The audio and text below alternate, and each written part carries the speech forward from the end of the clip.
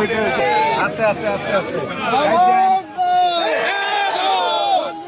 Welcome, welcome, welcome. Wazir Chaudhary, welcome, welcome, welcome. Wazir Chaudhary, Jindabad, Jindabad, Jindabad. Jindabad, Jindabad. Gaurav Gogoi, Jindabad, Jindabad, Jindabad. Wazir Chaudhary, welcome, welcome, welcome. Wazir Chaudhary, welcome, welcome, welcome. Wazir Chaudhary, welcome, welcome, welcome. Wazir Chaudhary, Jindabad, Jindabad, Jindabad.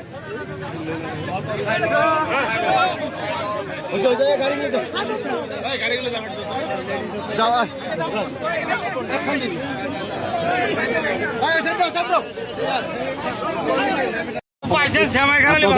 কি করো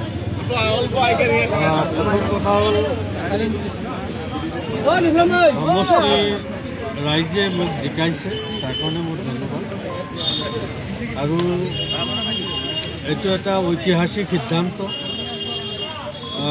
প্ৰথমবাৰৰ কাৰণে এজন সংখ্যালঘু মানুহক বিৰোধী দলৰ দলপতি হিচাপে আমাৰ হাইকমাণ্ডে যিটো এপইণ্টমেণ্ট দিছে তাৰ কাৰণে হাইকমাণ্ডক আমি ধন্যবাদ জনাইছোঁ আৰু স্পীকাৰৰ আমাৰ অধ্যক্ষৰ ডিছক্ৰিয়েশ্যনত আমি বিৰোধী দলপতি হিচাপে তেখেতে এপইণ্টমেণ্ট দিছে তেখেতক ধন্যবাদ। ছাৰ, যিহেতু এটা কথা উল্লেখ কৰিব লাগিব, নিৰ্বাচনৰ প্ৰাক মুহূৰ্তত আচলতে বিজেপি চৰকাৰে বহুকেইটা আঁচনিৰ কথা উল্লেখ কৰিছে।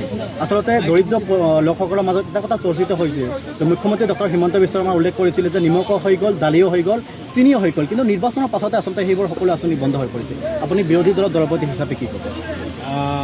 ইতিমধ্যে এইটো ৰিয়েকশ্যন মই দিছিলোঁ আপোনালোকৰ মিডিয়াৰ জৰিয়তে, কিন্তু মুখ্যমন্ত্ৰী মহোদয় ইতিমধ্যে স্পষ্টীকৰণ দিছে এইটোৰ বাজেট প্ৰভিজন নাই কাৰণে দিব পৰা নাই।